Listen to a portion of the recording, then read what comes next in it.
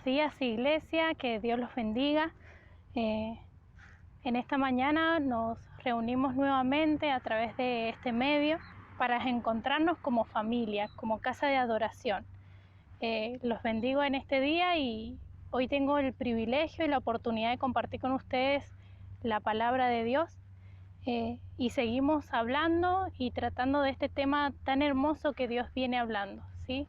Sobre la iglesia y la iglesia de poder. Y en esta mañana tengo la oportunidad para traerles este mensaje sobre una iglesia que adora, es una iglesia de poder. Amén. Voy a hacer una oración antes de continuar, entregando este momento a Dios. Amado Padre, te doy gracias por este nuevo día, gracias por esta oportunidad que tú nos reúnes, Señor, por este medio, donde sabemos que no hay límites para tu Espíritu Santo, no hay límites para tu presencia y sabemos que tú estás en medio de tu pueblo. Bendigo este tiempo donde vamos a compartir de tu palabra, donde vamos a meditar en ella, Señor, y vamos a escudriñarla. Te pedimos, Espíritu Santo, que seas tú hablando y trayendo la revelación a cada vida y a cada corazón.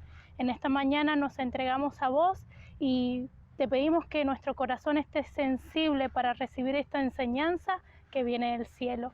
Bendigo este tiempo y cada una de las personas que van a estar escuchando esta transmisión, Padre Santo, para que seas tú grabando esta palabra en el corazón, que traiga vida, que traiga transformación y que traiga avivamiento en el nombre de Jesús. Amén. Bueno, el mensaje de hoy día es: una iglesia que adora es una iglesia de poder. Y para hablar de este tema nos vamos a situar en el libro de los Hechos y vamos a ir al capítulo 16. Pero antes de leer y ahondar en la palabra, quiero relatarle un poco el contexto en el que nos vamos a encontrar. Vamos a hablar de Pablo y Silas, ¿sí? Cuando ellos hacen su viaje hacia Macedonia. Pablo había recibido un mandato de parte de Dios, de ir a hablar a los gentiles. A él se le había encomendado esta tarea y, guiados por el Espíritu Santo, fueron llamados junto a Silas a embarcarse e ir hacia la tierra de Macedonia.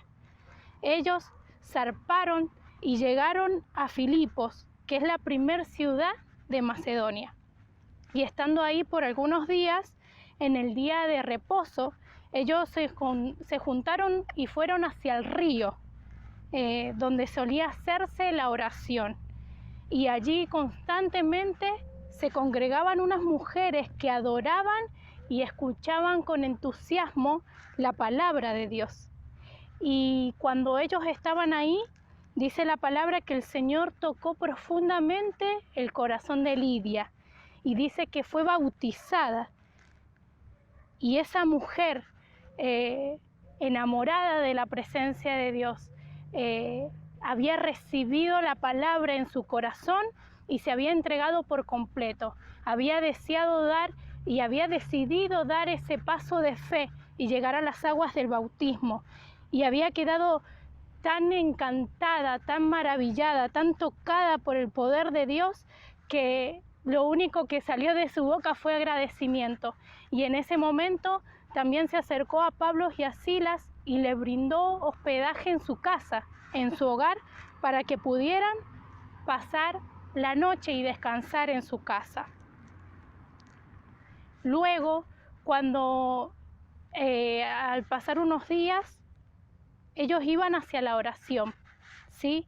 Pablo, Silas habían salido de la casa de esta mujer rumbo a la oración.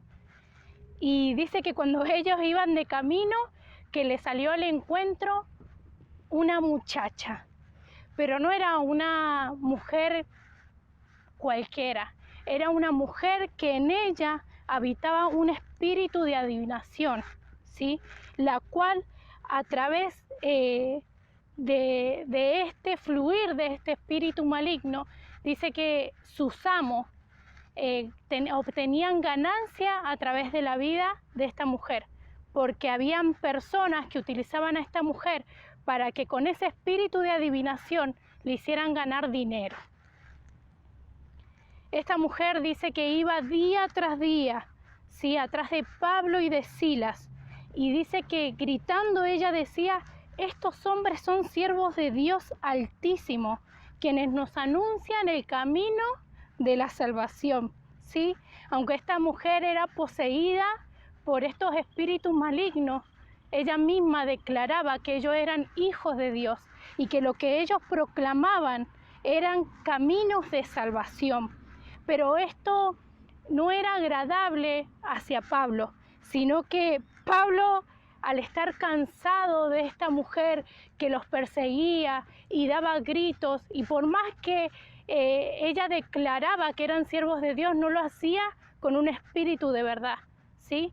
Porque aún sabemos que las tinieblas anuncian al Señor, lo reconocen, y cuando nosotros hacemos la obra del Padre, aún los demonios reconocen en el nombre de quién estamos predicando, en el nombre de quién estamos caminando y en el nombre de quién nos estamos moviendo. Y estos espíritus sabían en qué nombre se estaban moviendo estos siervos e hijos de Dios. Pero ya esto, al tener cansado Pablo, ¿sí?, dice que Pablo, volviéndose a ella, le dijo al espíritu que saliera en el nombre de Jesús. Y en ese momento ese espíritu tuvo que salir de esa mujer. Y yo creo que esto es una ocasión o una oportunidad donde cualquiera daría la gloria a Dios, porque un espíritu maligno había salido de la vida de una persona, había recibido la libertad y la liberación. Pero ¿saben qué pasó? Dice que en ese momento, muy por el contrario de lo que nosotros pensamos, que se le daría la gloria a Dios, que se alabaría su nombre, ¿sí?, los amos de esta muchacha, que se jactaban de este espíritu para obtener dinero y ganancia a través de la adivinación, dice que llevaron a estos dos siervos ante las autoridades para que lo arrestaran y los llevaran a la cárcel. ¿Saben cuál es la causa? Por alborotar la ciudad. O sea que había una mujer que tenía un espíritu maligno, un espíritu de adivinación. Y cuando esta mujer fue libre en el nombre de Jesús, con el poder del Espíritu Santo, en vez de este hecho hacer que la gente adorara y exaltara a Dios, sus amos, ¿qué hicieron? Metieron preso a estos varones de Dios, que confesando la palabra y haciendo la obra encomendada, ¿sí?, fueron arrestados por alborotar la ciudad. Y entonces esto a mí me hacía pensar y hacer algunas preguntas. ¿Acaso no fueron enviados y dirigidos por el Espíritu Santo hacia Macedonia? ¿Realmente habían sido sensibles a la voz de Dios? ¿Estaban en el lugar indicado y perfecto de Dios? Porque por si era la voluntad de Dios, ¿sí? Porque si esta no era la voluntad de Dios, entonces ellos se encontraban en una situación y viviendo una realidad que no les pertenecía. Pero si es realmente la voluntad de Dios, ¿por qué estos siervos tenían que pasar por esta situación? Si habían sido encomendados, si había sido el Espíritu Santo el que los había enviado a este lugar. Entonces acá hay una controversia. Si es la voluntad de Dios, a veces tenemos este pensamiento que viene basado en la religiosidad, viene basado en una mente cuadrada, encasillada, que pensamos que bueno, si es la voluntad de Dios, todo me va a ir bien. Si es la voluntad de Dios, se me va a abrir el camino y todo va a ser fácil y lo voy a poder alcanzar porque Dios es el que me envió. Y amén, cuando Dios nos envía, Él da promesa y Él cumple sus palabras y se van a hacer en el nombre de Jesús. Pero a veces en el camino nos encontramos con situaciones que son necesarias, que tenemos que pasar. Pero este pensamiento está tan alejado de la realidad ante la luz de la palabra de Dios, que cuando abrimos las Escrituras nos encontramos con pasajes como el siguiente. En Juan 9, del 1 al 3 dice: y pasando Jesús, vio un hombre ciego desde su nacimiento, y preguntándoles sus discípulos, diciendo: Rabí, ¿quién pecó, este o sus padres, para que naciese ciego? Y respondiendo Jesús: ni este pecó, ni sus padres, mas para que las obras de Dios se manifiesten en él. Amén. Hay situaciones, hay procesos donde vamos a transitarlos, pero eso no quiere decir que no estemos en la voluntad de Dios, sino que Dios está en medio para que su gloria, la gloria de Dios, sea manifestada. Otro pasaje en Juan 16:33 dice: estas cosas he hablado para que en mí tengáis paz. En el mundo tendréis aflicción, pero confiad, yo he vencido al mundo. Entonces, Pablo y Silas indudablemente estaban caminando en el llamado, estaban cumpliendo la obra encomendada, y aunque ahora se encontraban siendo azotados y encerrados, ellos podían dejar de lado la realidad que los oprimía en la carne para enfocarse en la verdad que los sostenía en el espíritu. Y ahora sí, vamos a continuar la historia leyéndola en Hechos 16, y vamos a leer versículos 23 y 24. Después de haberles azotado mucho, los echaron en la cárcel, mandando al carcelero que los guardase con seguridad, el cual, recibido este mandato, los metió en el calabozo de más adentro y les aseguró los pies en el cepo. Amén. Hasta ahí vamos a leer. La realidad de estos hombres es que ahora estaban presos dentro de un calabozo, tras las rejas. Y si por las dudas tuvieran el descaro de querer escapar, les pusieron en sus pies el cepo. Este cepo es una madera pesada con agujeros donde se colocan los pies de los presos, ¿sí? Y esta se cierra y se pone un candado. Entonces no había manera para que ellos pudieran escapar. Donde los habían dejado, de ahí no se iban a poder mover. Pero continuamos leyendo el verso 25 que dice: pero a medianoche. Y acá otra vez nos encontramos en la palabra con el pero de Dios, que viene a transformarlo todo. Pero a medianoche, orando, Pablo y Silas cantaban himnos a Dios, y los presos los oían. ¿Qué estaban haciendo Pablo y Silas? En medio de la cárcel, en medio de un calabozo, atrás de rejas, ¿sí? Aún atado en la prisión, estaban cantando himnos a Dios. Y ahí podemos nosotros ver un reflejo en la actitud de estos siervos de Dios Altísimo. Ahí podemos ver que Pablo y Silas, en medio de la prueba, en medio del dolor, porque dice la palabra que habían sido azotados, no es que los agarraron, los tomaron y los llevaron y los encarcelaron, los azotaron primero.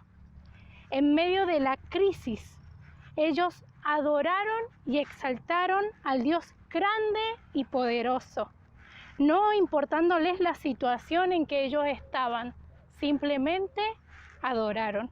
Y dice la palabra que los presos que estaban alrededor oían, ¿sí? Y ahora quería que pudiéramos hacer un paralelismo con nuestras vidas. ¿Cuál es nuestra actitud como hijos de Dios en este tiempo de crisis, ¿sí? Que indudablemente estamos pasando todos? ¿Cuál va a ser nuestra actitud en medio de esta prueba mundial? Que por decirlo de alguna manera, ¿sí? ¿Cuál es nuestra actitud? En cada uno de nosotros hay herramientas que como personas hemos desarrollado a lo largo de nuestra vida para enfrentar diferentes procesos de crisis, pero muchas veces estas no son las suficientes. Dice 2 Corintios 10:4, porque las armas de nuestra milicia no son carnales, sino poderosas en Dios para destrucción de fortaleza. Amén. Como personas, como seres humanos, tenemos un desarrollo desde que nacemos hasta que morimos. Y nosotros, la psicología nos enseña que somos personas que nos vamos desarrollando y vamos desarrollando la capacidad de enfrentar diferentes crisis y situaciones. Pero la palabra nos está diciendo que las armas de nuestra milicia, las armas con las que vamos a enfrentar cada una de esas situaciones, no son carnales, sino que son poderosas en Dios para destrucción de fortalezas. Amén. En medio de una crisis, Pablo y Silas tomaron una de esas herramientas espirituales que todos nosotros tenemos acceso y ellos adoraron. Es por esto que nosotros debemos tomar en este tiempo el ejemplo de estos varones, para que aún en el tormento, en el momento más difícil que podamos estar atravesando, no dejemos de adorar, sino que de nuestros labios puedan seguir fluyendo la adoración. Porque una iglesia que adora es una iglesia de poder. Amén. Y ahora yo quiero que juntos vayamos a este recorrido en las Escrituras y que podamos ver cómo el poder de Dios se manifestó, ¿sí?, en medio de la adoración de estos dos varones. En Hechos 16, del 25 al 33, vamos a volver a retomar un versículo y a continuarlo. Dice: pero a medianoche, orando, Pablo y Silas cantaban himnos a Dios, y los presos los oían. Entonces sobrevino de repente un gran terremoto, de tal manera que los cimientos de la cárcel se sacudían, y al instante se abrieron todas las puertas, y las cadenas de todos se soltaron. Se despertó el carcelero y al ver abiertas las puertas de la cárcel, sacó la espada y se iba a matar pensando que los presos habían huido. Pero Pablo gritó: no te hagas ningún mal, pues todos estamos aquí. Entonces él pidió una luz, se precipitó adentro y temblando se postró a los pies de Pablo y de Silas. Los sacó y les dijo: señores, ¿qué debo hacer para ser salvo? Y ellos dijeron: cree en el Señor Jesucristo y serás salvo tú y toda tu casa. Y le hablaron la palabra del Señor a él y a todos los que estaban con él en su casa. Él, tomándolos en aquella misma hora de la noche, les lavó las heridas y enseguida se bautizó con todos los suyos. Amén.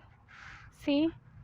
Vemos en este contexto cómo un proceso de crisis enfrentado con las herramientas de Dios va a culminar en la manifestación de la gloria, del poder de nuestro Padre Celestial. A través de estos versículos, yo quería que tomáramos 3 puntos claves de lo que provocó la adoración en este lugar. Dice el versículo 26: entonces sobrevino de repente un gran terremoto, de manera que los cimientos de la cárcel se sacudían, y al instante se abrieron todas las puertas, y las cadenas de todo se soltaron. Voy a resaltar esos 3 puntos. que hubo un terremoto, que se abrieron las puertas y que las cadenas se soltaron. Y en el primer punto es que hubo un terremoto. Esto nos hace ver que el mover del Espíritu Santo en ese lugar de adoración era tan grande que hubo una sacudida espiritual que hizo que hasta el piso se moviera. Se había gestado una unión entre la dimensión espiritual y física, de donde lo que no se ve, lo invisible, se tuvo que hacer visible a través de la manifestación del Espíritu, provocando un temblor. Entonces el piso se movió. Entonces, ¿qué podemos ver desde este punto, iglesia? Que en medio de la adoración a Dios, su Espíritu Santo nos va a sacudir. En medio de la adoración a Dios, su Espíritu Santo nos va a levantar. En medio de la adoración a Dios, su Espíritu Santo nos va a despertar. En medio de la adoración a Dios, su Espíritu Santo nos va a mover del lugar de donde estamos, aun si fuera necesario, de las prisiones más profundas. Porque una iglesia que adora es una iglesia que se levanta y resplandece. No es una iglesia que está dormitada, sino que es una iglesia que siente, que percibe y vive en el mover del Espíritu Santo. ¿Cómo? Tan simple y tan sencillo, pero con un acto tan poderoso como es el de abrir nuestros labios y disponer nuestro corazón para una adoración genuina.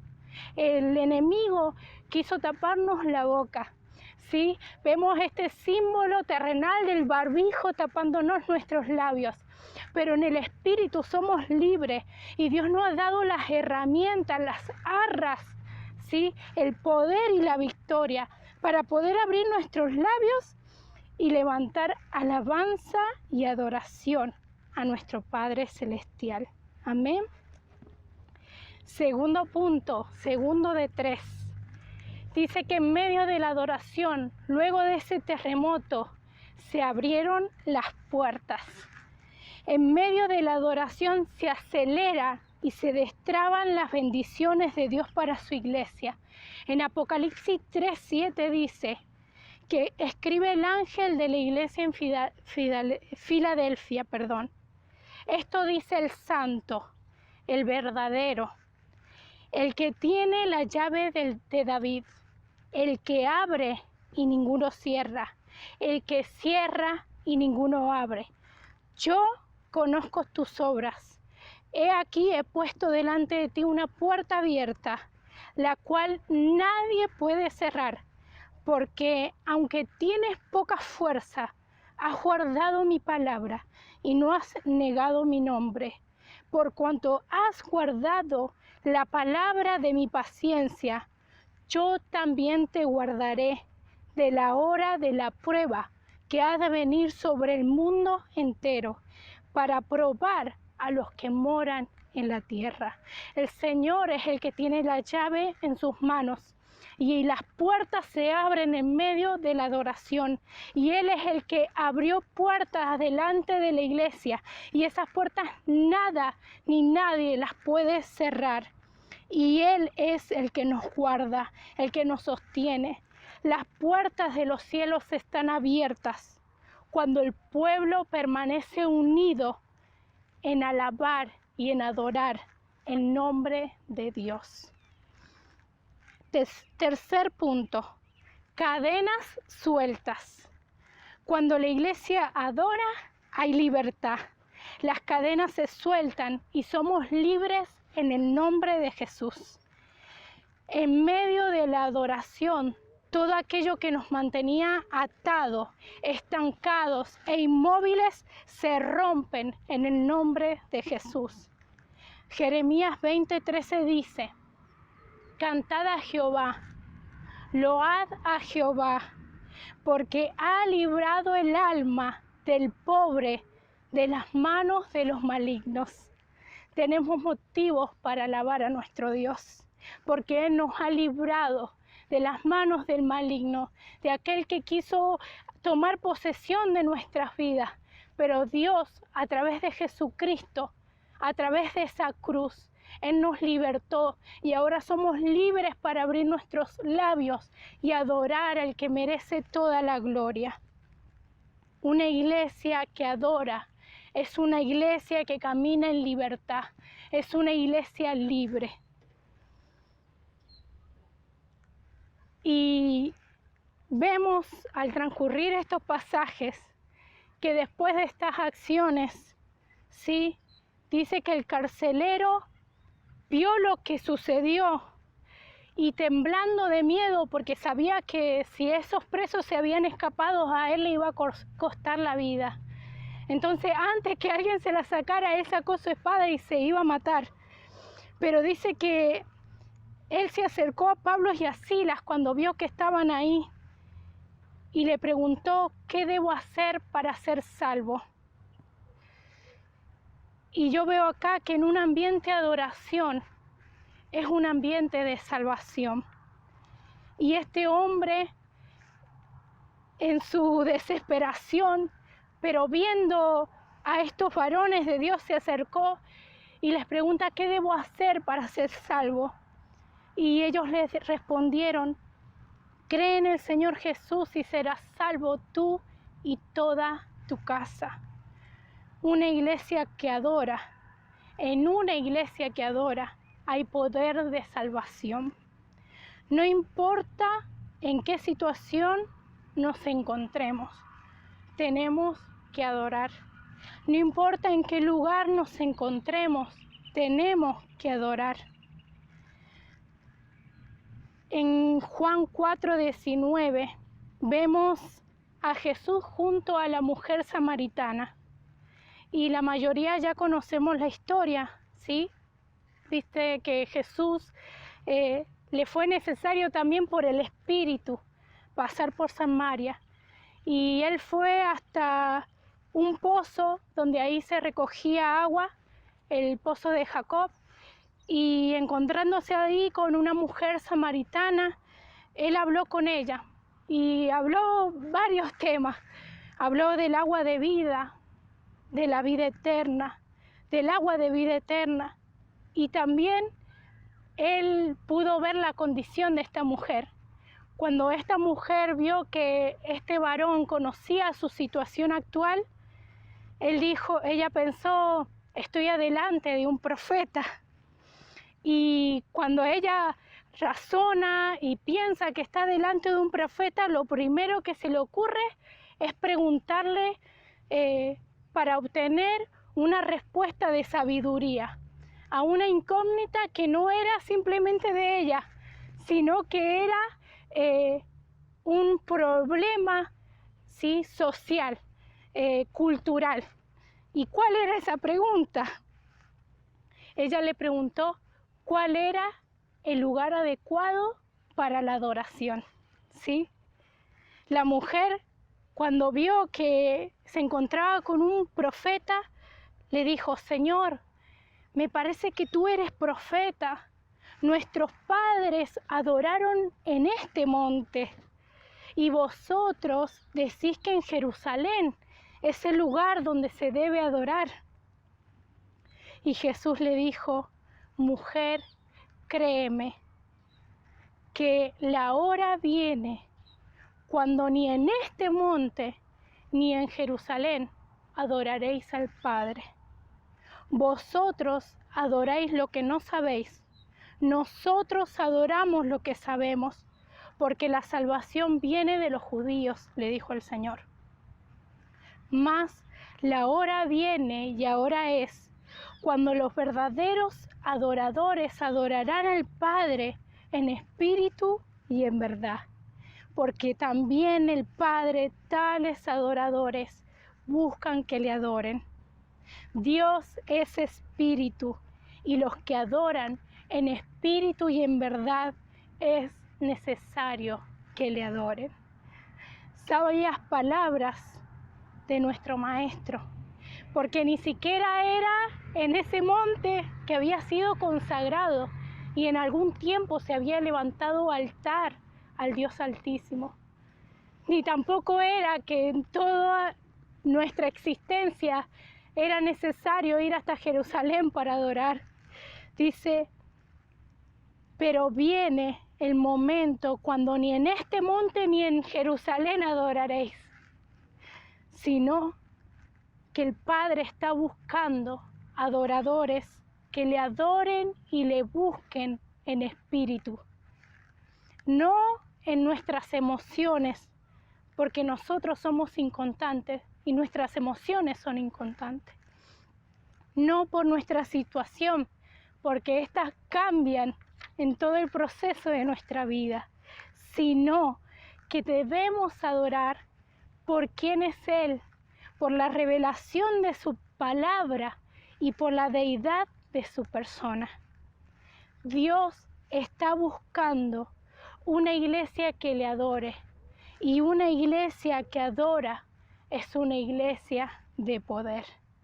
Ahora depende de nosotros si nos vamos a quedar en esa cueva, si nos vamos a quedar encerrados en la oscuridad, tras las rejas, con las ataduras en esos pies, callados y cruzados de pies y de brazos, o si vamos a tomar esta actitud como tuvieron estos siervos, impulsados por el Espíritu Santo, que no importando que estaban en esta condición, no cerraron sus labios y comenzaron a alabar y adorar a Dios. Y esto trajo un montón de bendiciones como nosotros vimos, y provoca un montón de cosas a nivel espirituales, pero la mayor de ellas que yo puedo ver es que la adoración provoca salvación. Y es por esto que nos tenemos que levantar, porque así como dijo Pablo, no nos debemos avergonzar del Evangelio, porque es poder de salvación para los que en Él creen, ¿sí? Para los que en Él crean. Pero ¿cómo nos van a creer si no hay quienes le prediquen, si no hay quienes le lleven la palabra, si ven que los hijos de Dios están dormidos y no abren sus labios? Es tiempo y Dios nos está llamando y nos está levantando nuevamente a consagrarnos y a levantar un altar de adoración en nuestros hogares, en cómo estamos, en los grupos pequeños, en la casa de luz, pero la iglesia unida en un mismo espíritu. Pablo y Silas eran dos y miren todo lo que sucedió. Una familia, la familia del carcelero, toda convertida y entregada en arrepentimiento, aún llevados a las aguas del bautismo, después de ver la manifestación de Dios que se había provocado, pero porque simplemente usaron una de todas las herramientas que tenemos, que Dios nos ha dado, la adoración. Después de meditar en la palabra, después de, con la ayuda del Espíritu Santo, escribir este mensaje, no me queda más que decir de ir a los pies del Señor y adorarle, de ir a los pies del Señor y alabarle. ¿Y cómo? Pero si no sé cómo adorar, no sé qué palabras decir, cómo acercarme a Él. Fíjate, pensá en una cosa que Dios haya hecho con tu vida y dale gracias a Dios por lo que Él hizo y cómo se manifestó en vos. Si Él te dio vida, dale gracias por la salvación. Eso es lo primero que todos tenemos que hacer. Darle gracias por la vida que tenés hoy, porque podés respirar, porque podés vivir.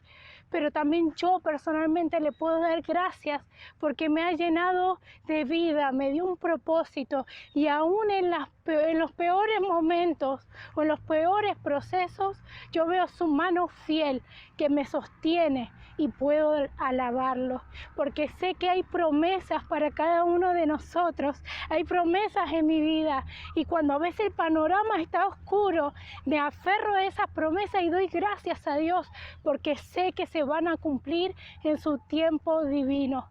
Como iglesia tenemos un montón, una lista larga para darle gracias, gloria y honra a nuestro Dios. Por eso no debemos de callarnos y levantar un altar de adoración a nuestro Padre y recordar que la iglesia somos nosotros, somos el pueblo de Dios, cada uno de nosotros juntos, ¿sí? En un mismo sentir. Esto nos une, la adoración nos une, porque todos tenemos por qué adorar a nuestro Dios. Y una iglesia que adora es una iglesia de poder. Que Dios te bendiga en esta mañana, que Dios y el Padre te dé fuerza y te dé vigor y te levante para poder proclamar su nombre, pero sobre todo que te dé ese deseo de correr a tu habitación, cerrar la puerta y tener momentos de adoración. Que Dios te bendiga. Si te ha gustado este video, te pedimos que te suscribas al canal, que están todos los datos acá abajo, y podés darle un me gusta y suscribirte para seguir recibiendo todas las notificaciones y todas las novedades que en nuestro canal estaremos colocando para que sean de bendición para tu vida. Dios te bendiga.